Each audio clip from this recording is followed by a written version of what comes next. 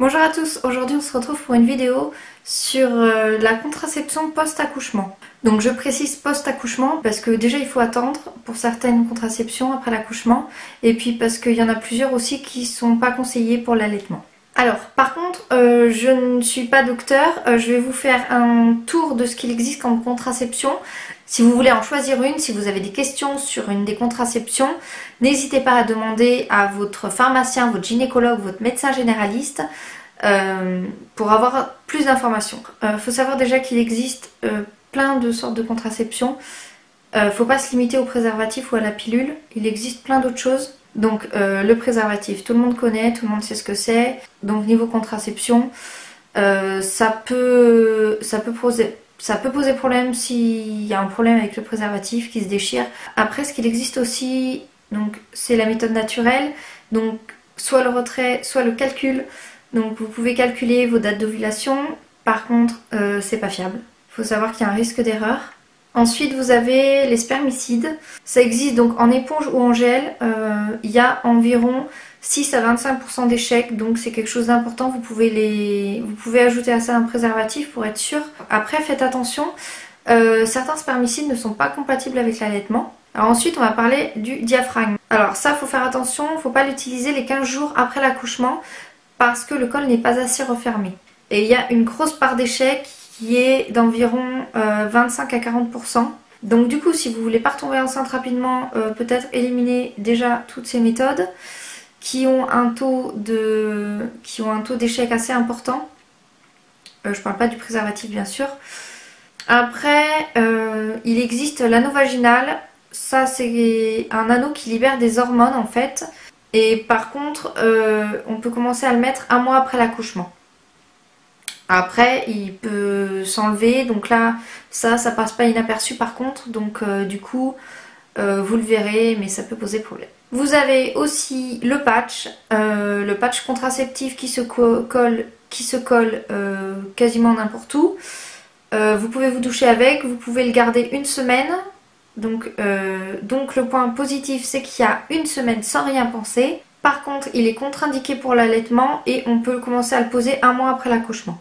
Ensuite, vous avez donc le stérilet. Il existe deux sortes, soit le stérilet hormonal, soit le stérilet au cuivre. Le stérilet au cuivre ne vous délivrera pas d'hormones, contrairement au stérilet hormonal.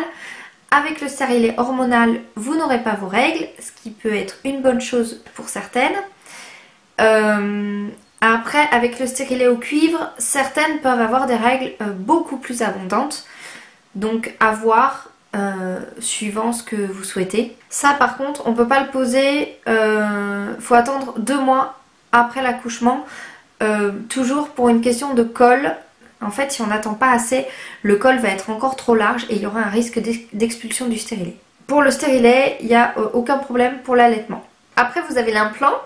Donc ça, c'est comme une petite baguette qu'on vous met sous la peau sous anesthésie locale. Attention, parce que certaines études montrent qu'il favorise la prise de poids. Comme le stérilet, vous allez être tranquille pendant longtemps avec ça. Pour l'implant, vous serez tranquille pendant 3 ans. Donc ensuite, pour finir, vous avez la pilule, les deux sortes de pilules. La pilule œstroprogestative qui vous libère donc des hormones qui ne sont pas conseillées pour l'allaitement. Et vous avez la pilule progestative. Là, il n'y a pas de souci avec l'allaitement. C'est en général la pilule qu'on vous prescrit quand vous sortez de la maternité et vous commencez à la prendre 3 semaines après l'accouchement. Donc par contre, avec la pilule, il y a bien sûr le risque d'oubli. Après, vous avez aussi, en cas d'urgence, la pilule du lendemain. S'il y a eu un problème, si vous avez oublié votre pilule, si votre préservatif a craqué, quelque chose comme ça. Donc du coup, il y en a pour tout le monde.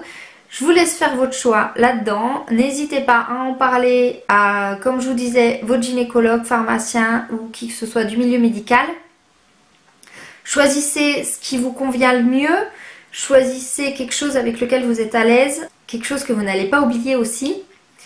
Après, il y a plein de solutions. Donc par exemple, pour la pilule, pour ne pas l'oublier, vous pouvez mettre un rappel sur votre portable, un rappel sur le portable de votre conjoint. Vous pouvez la mettre par exemple à côté de votre brosse à dents pour penser à la prendre tous les soirs ou tous les matins.